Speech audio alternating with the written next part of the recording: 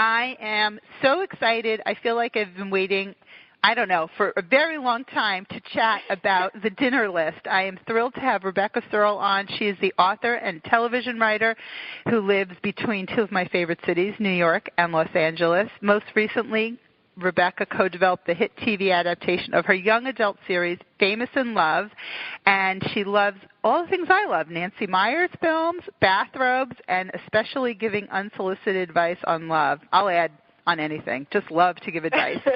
You can find Rebecca at RebeccaSerle.com, on Facebook, Instagram, Twitter, every place, and you do not want to miss The Dinner List. I have been shouting about this gorgeous yellow book that will pop off the shelves with Audrey Hepburn there. It's just so fabulous. I loved it, loved it, loved it. Did I say loved it? We have 5 copies we're giving away with the tote bags, which is so cool. Anyway, welcome, Rebecca Serle, to Reading with Robin.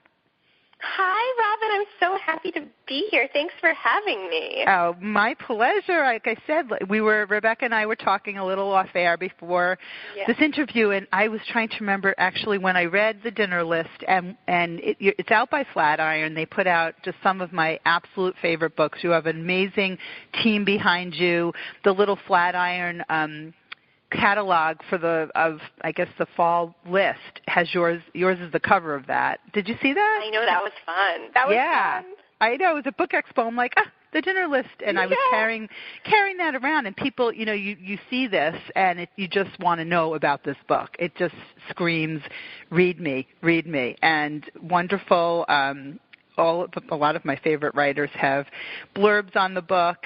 Jennifer Close, who is just one of my absolute favorites. I love The Hopefuls and Girls in White Dresses. Yeah, I read The Dinner List in a single day. I did too. I think maybe it was a Saturday. I just hunkered down with it. And well, it's not a super long book, everyone, so it's possible. It isn't super long. You're right, but it's just right. I like this kind of size, and it's the kind of book where when I was reading it, I was like, okay, I put it down so I have something to look forward to, and I was like, nah, I want to read it. Nah, what's going to happen next? And this is your this is your debut adult novel. It is.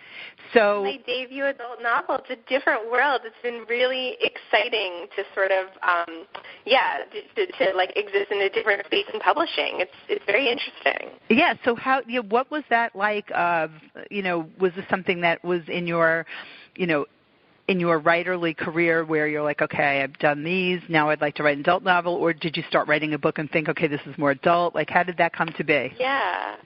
Well, I sold my first book, I was 24, and I was very close to being a teen. I mean, I had just practically graduated from college. I was really young, and I was a very young 24, if that makes any sense. Like, it took me a while to grow up. So I was actually at that point dealing with my first heartbreak, my first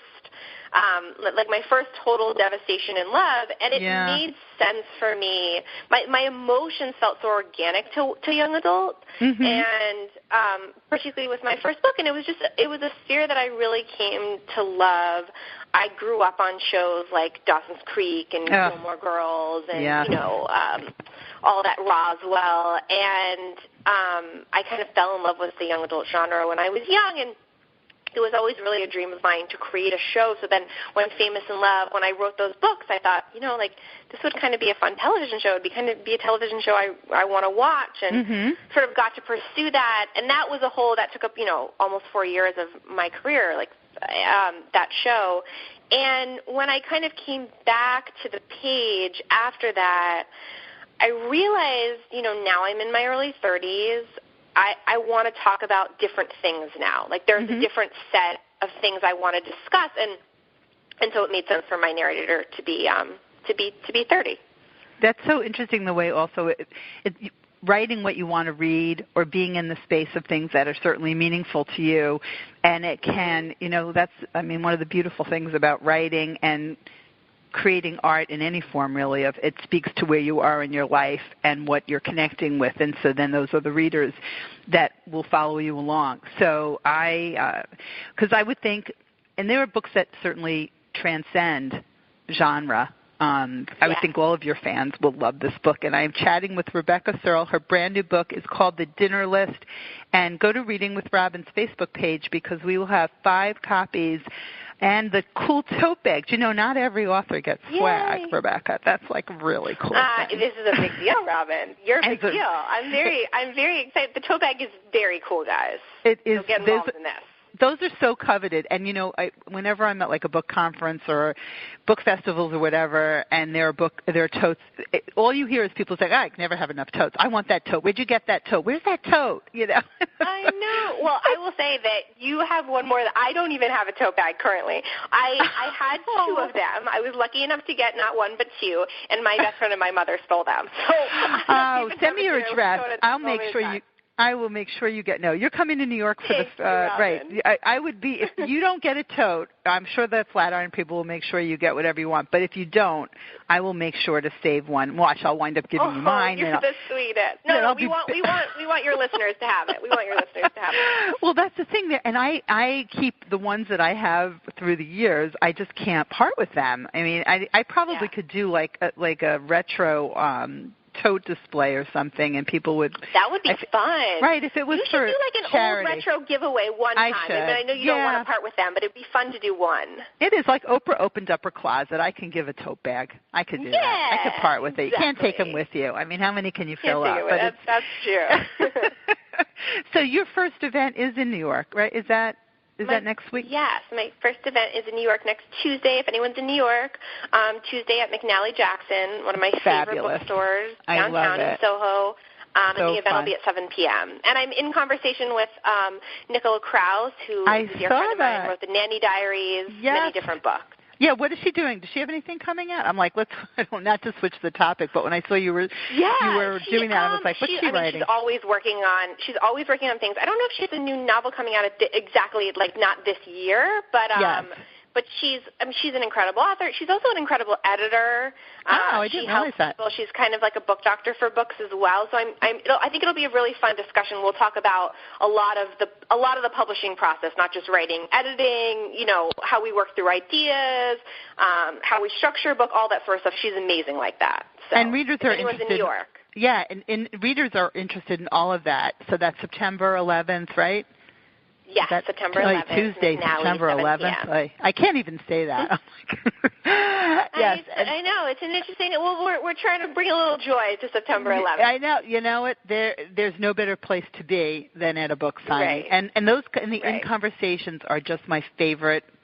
I like to host them. I like to attend them. It's so interesting, especially when I like them too. Right, a little. Yeah. It just you don't know what's going to come up, and it really is very captivating to listen to book people chat books from all different angles. And then you have your event in L.A. with Gabrielle. Is it Zevin? A.J. Fickery and Young Jane Young, and she's just an incredible novelist. Truthfully, I think she's like one of our greatest living novelists today. She's just a phenomenal writer. She's an extremely interesting person, and so she and I are gonna discuss some stuff too. So it'll be fun. And that one is at Skylight Books, and that event is at 7:30 on the 18th. Wonderful. I know. Those are the ones. I mean, I always really encourage my readers to, if there's an event near you, to get to it, because we love having those. And the way we have more of those is for people to attend. And there's always the crowd is always fascinating to be around because they're readers, and so people are always sharing titles, and they can't say enough, about books. So and then you usually see people getting up and like walking through the stacks together, and get this one, but the story life of A.J. Fickery was it's big special, book. Right? It's so special. Yeah, it was. There's just nothing like it as far as I'm concerned, and I encourage people, if there are events that you can get to or you're looking for something fun to do, something different, I promise you go to an event like this and you'll be like, oh my God, I'm so glad I went. I can't believe I almost missed this.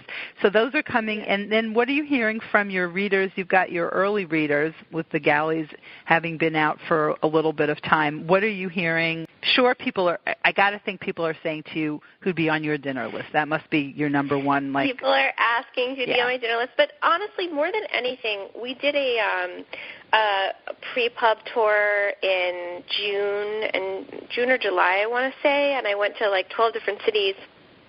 And we met with all kinds of independent booksellers, and it was so interesting because at those dinners we talked about who would be on our list, and I think when you make your list you think about the celebrities, the ex-presidents, the great thinkers, but really people just said the sweetest things. They wanted to have dinner with their mother who never got to meet their children, or their grandfather who meant a lot to them, or their uncle who died before they could know him. Like, it was very personal. And so the things I'm hearing from readers, which is the best thing you can possibly hear as an author, is that the story feels very personal to people, and I love that. I would add my sentiments, absolutely, because you can't read this story and not think, well, wait, is this? I mean, it's just so beautiful and hard. And again, I so darn long ago, but the things that stay, but those are the things that stay with a reader.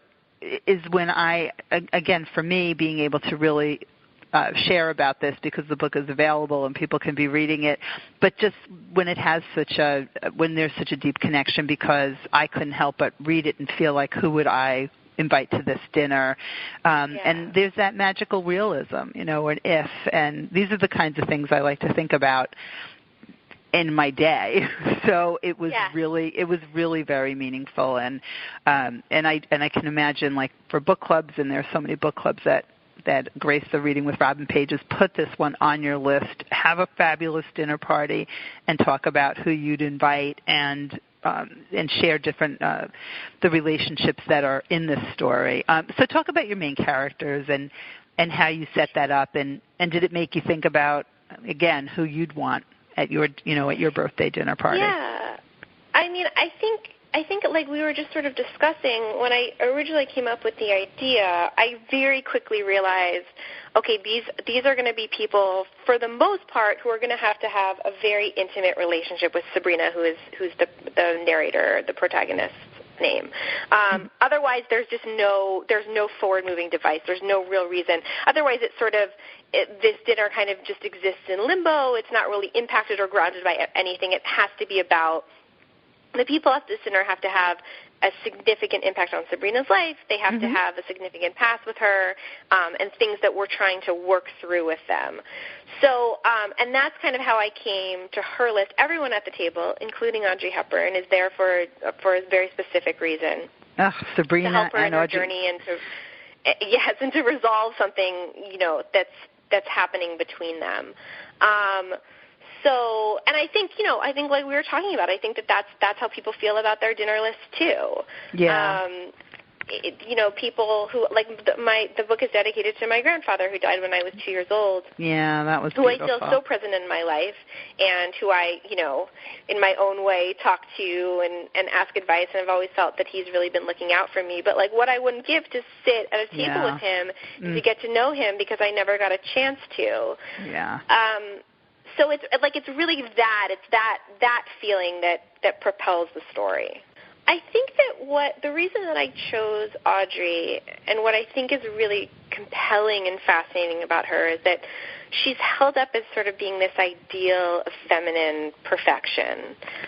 She's beautiful and delicate and, all of those things, but she had an extremely tragic life, an extremely tragic past. And, she dealt with World War II. She was severely malnourished, which is why she had, like, such a slender frame throughout her life. She endured numerous miscarriages, had a very difficult time conceiving a family, had a lot of strife in her relationships and her marriages. And I feel that that dichotomy was very interesting to me. This woman who presents as being somebody who's so put together, so idealized, so worshipped, and yet has this really sort of tragic underbelly. I thought that was a very interesting dynamic for our protagonist, Sabrina, and what she's kind of dealing with in her life. And yes, I mean, of course, I'm a huge fan of Audrey Hepburn's. I think we all are. I mean, who doesn't love Audrey? Right. I took a leap there thinking, of course, right. If Rebecca's not, I'll go out on a limb here. But I think that when they're all around this table and the conversations are unfolding and sort of keeping our eye on the time, the way the chapters are timed. And I was reading it thinking, okay, what's going to get to happen here? Where's the clock moving? We're getting closer to, the stroke of midnight, that sort of thing. So the reader would think something's going to happen, or where is this going to end? Or, and there are never any spoilers.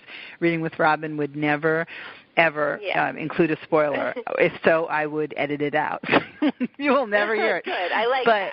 Yeah, but that sense of intimacy at the table with the relationships, as you were saying, and also as you were explaining in her, what her real life was like as opposed to what was presented to her audience, to the world, really, that it reflects on the table of the conversations that come out and the stories and the misunderstandings or all sorts of things. And to be able to get a do-over or have that time with somebody really is very thought-provoking. And who else is at our table? Who rounds out the cast of characters?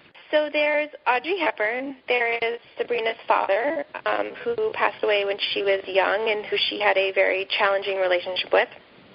There's her best friend, Jessica, who's kind of moved on to marriage and motherhood and who she's trying to find a new normal with, which is something we can chat a little bit about, something that I feel very deeply in my relationships, and I know my age contemporaries do as well. And there's her old college professor, who played a very pivotal role in her meeting her ex-boyfriend, Tobias, who is also at the table, who's our fifth guest.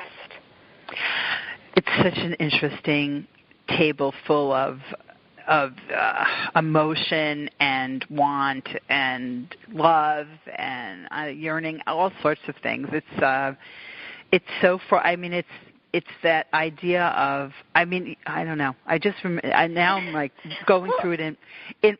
I'm going back in my memory of like when I read it.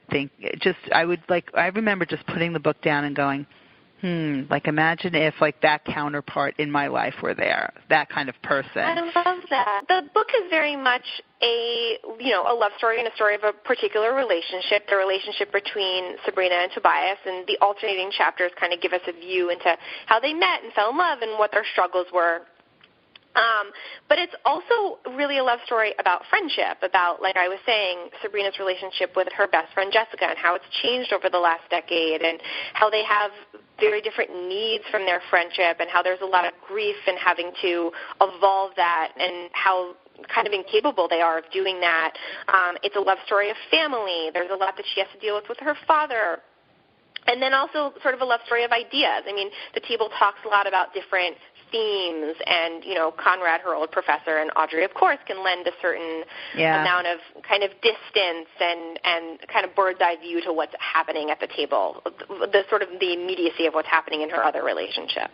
It's really very cool the way seemingly unrelated people, but all related in some way to Sabrina, or meaningful, that they need to be at the table. So, and her friend Jessica's put this party together for her, and so you were talking about your contemporaries, really lamenting the relationship, the trajectory, I guess, of relationships, and certainly I can connect with this through different friends being at different points in life, and depending on where those friendships started from, or if they began, at a different point of whether you're in a couple or children, no children, whatever it is, and then the way they shift, and also the obligations that certainly change, and family obligations and aging parents or whatever happens, and then what happens to the friendship. And sometimes, it's not maybe something that is discussed. It's also assumed, and feelings get hurt, and can you salvage that? And really in real time, it's hard to sort of sit down and go, okay, this is what's happening in life, so this is why you haven't heard from me, or I didn't think this was interesting to you, because life takes over. So how do Sabrina and Jessica sort of navigate that?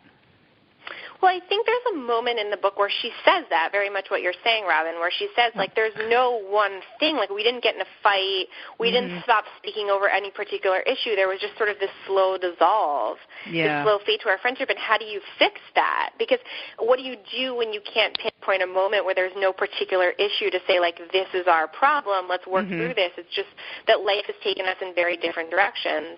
Or is it enough to acknowledge it sometimes, at least not make it seem like it's not happening? To acknowledge it. So I think I said, yes, like you said, is it enough to just acknowledge it sometimes? And so I think that's what this dinner serves as an acknowledgement for them. And you know, I think they have to be really honest about the fact that this is where they are. This is where they are, and there's no really pretending that it's different. And it's not anyone's fault either. I think that's really important in friendship. It's not anyone's fault. It's not that anyone's not trying. It's just that life presents, and people have different sets of responsibilities at different phases of their life. I think when you meet a friend when you're young, life is at least structurally similar. You know, you're in high school, or you're in college, or you're working, or, you know, you're young and you have parents, and you're sort of doing the same activities on a day-to-day basis. And then when you get to be in your late 20s, early 30s, some people are married, some people are mothers, some people are fathers, some people are, you know, people are navigating different phases, and your life doesn't always line up, and friends sometimes can't understand each other's responsibilities because you're not living the same life anymore. Amen, sister. It's true, because I think that communication is the key, certainly, to everything, but really everybody has different ways of communicating, and triggers in life, and feeling left out or not supported or whatever it is. But it kind of, the idea with Jessica and Sabrina is hopefully that the time into a relationship counts for something after all, and sort of you know, give somebody the benefit of the doubt. But people do get hurt, so that, you know, when there are misunderstandings, and so there's this dinner party. And are you hopeful? I mean, what do you hope for your characters? Like, when you finish a book, and this is your first adult novel, but you know, you've written many YA. What are your hopes in general for your characters when you hit the end of a book? Well, I think I always say that YA bends towards the light. Like, that's sort of the defining characteristic of that genre, is that you really have to end in a place of hope and a place of positivity. That's not always true of adult novels. But I hope that it is true of this book, and I hope it continues to be true of my books. I think it's something that I learned from YA, something I really love from YA, something I'd like to take into any different genre that I write.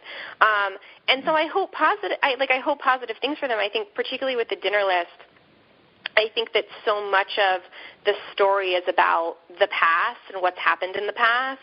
And I hope, particularly for Sabrina, that the characters find a more positive way to tell the story of what's happened. Because I think so much of the power in life is just the way we narrate our life, the story that we tell about what's happened, the story that we tell about what we've been through. There's so many different versions to that narrative, even if the facts are the same. And so I hope for my characters to tell a story that benefits them, that brings positivity to their life. I love that. It always makes me think of, when I'm talking about stories or narrative, of the line in Hamilton. I don't know if you're Hamilton crazed like I am, but the song about who lives, who dies, who tells your story. Yes, and so as you're sort of navigating through at the time, you know, you're leaving your legacy. And so we can look at different aspects of somebody's life and what they've shown us, and then there's the closer truth or the projection of it. And certainly with the Audrey Hepburn story, that also is reflected, just sort of getting it as true and as close and with all its bumps and bruises as it really is, as a person's life is. And so, again, so much in this book. And I'm speaking with Rebecca Serle. I'm so lost in the story. We're talking about The Dinner List, her debut adult novel. It is just coming out into the world, and visit RebeccaSerle.com. Find her on Instagram, on Twitter, on Facebook. I love the pictures on your Instagram account. That table setting with the book is so fabulous. I forget Aren't they so beautiful? They're all from readers. They're all from advanced readers. I've been doing something on Friday called Daily Dinner, where I grab somebody's post the dinner list. So if anyone wants to create a really beautiful photograph with the dinner list, perhaps you'll get a repost on my page. But readers are just coming up with the most beautiful things. I'm doing one. Oh, I didn't. You know what? I was looking at a bunch of those, and I didn't know that. So they're sending them in. These are really beautiful. You've got a lovely Instagram account. Yeah. Well, the book is just such a visual, and it really does lend itself to sharing, and and that's the beauty of Instagram too. So you just want all sorts of great pictures, and so send them in. So would people just email them to you as your publicist? You can just post them. If you just post them on your page and you use the hashtag. Oh, okay, and then you'll repost. Okay, so then you'll all right. So hashtag dinner list, and then you too possibly may find yourself posted up there, and who doesn't want that? And if you go to Reading with Robin Facebook page, and you just might win a copy of the book with the coveted tote, and check out where Rebecca will be in New York and in L.A., Skylight in L.A., and McNally. Is it McNally Jackson, right? Yes, McNally Jackson on the 11th. And New York, and in conversation, so they will be very entertaining events, I can only imagine. And put this one on your to-be-read list, the big TBR pile, and also if you're in a book club, absolutely pick this. Stephanie Danler says, one of a kind, and she's right. It is. It's a standout book. It's bright yellow, and it will stand out, but it's also I know for myself when I read so many books, and like we were saying earlier, I read this so long ago, and it sticks with you, and I'm so excited for people to find it now, and that is like the best feeling of sharing a book that you know somebody's going to love. It was just such a wonderful read. What are you reading? Right now I'm reading Outline by Rachel Cusk. I think it's C-U-S-K. It's truly phenomenal. It's a feat. It's really, really incredible.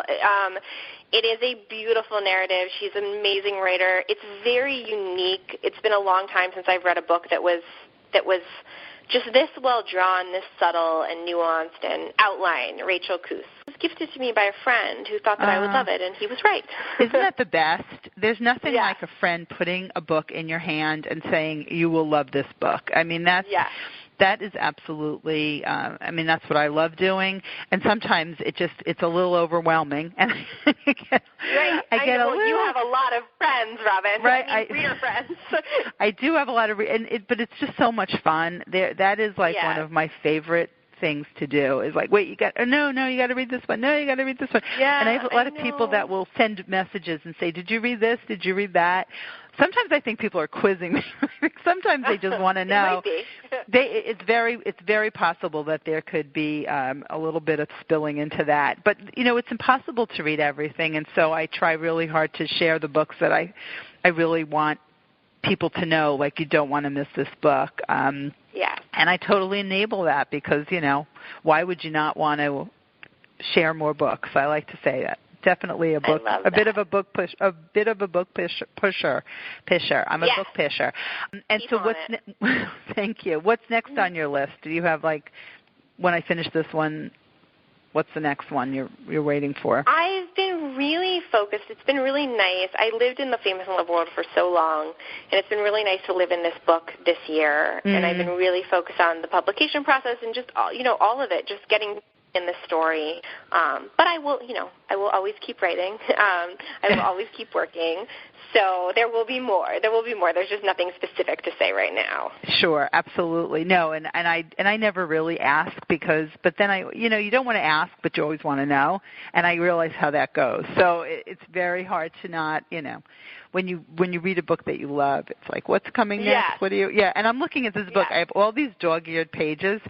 So I'm sure there were very specific things that I was very curious about when I was reading it, but people will have to read it for themselves, and I will not spill all of I can see where I write a book. I don't know. Do you write in books? Are you and mess them up and just move into them? Sometimes. I love a messy book. I love reading a messy book. Yes, right? I know. I love a messy book. Well, this one also, because it was a galley, I was able to really break the spine and course. really dig into it, and it is just a treat of a novel. It's The Dinner List. Rebecca Serle, what a pleasure to have you on, and I hope to meet you at some point in our bookish paths will cross. And in the meantime, I'm going to be sharing The Dinner List with everybody, and they're going to be thrilled because look at this book they get to read. And I wish you a very exciting book tour, and please keep in touch. Thank you so much, Robin. Thank you so much for having me and for everything.